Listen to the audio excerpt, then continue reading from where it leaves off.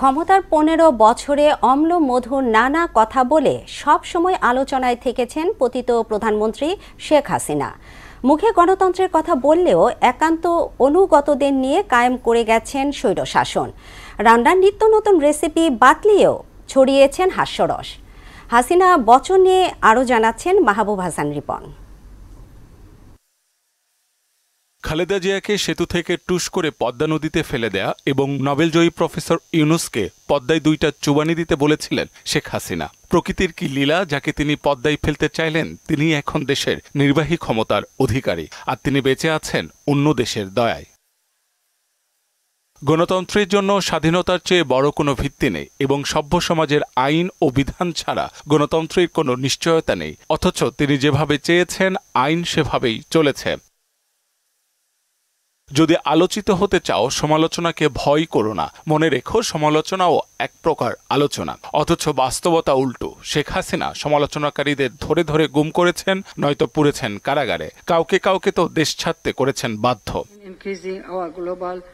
আমার মন্ত্রীরা কথায় নয় কাজে স্মার্ট। শেখ হাসিনার মন্ত্রী এমপিরা এমন কাজ করে গেছেন যে অর্থনীতি আজ ফোকলা। সম্পদের পাহাড় গড়ার পাশাপাশি ১৫ বছরে ২৮ লক্ষ কোটি টাকা বিদেশে পাচার করেছেন তারা।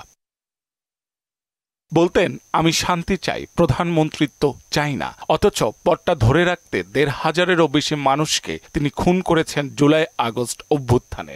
ইচ্ছা ছিল সংখ্যাটা অগণিত করার, কিন্তু বিধিবাম রান্না করা আহারটাও মুখে তুলতে পারেননি তিনি। তীব্র গণ আন্দোলনে পালিয়েছেন দেশ ছেড়ে।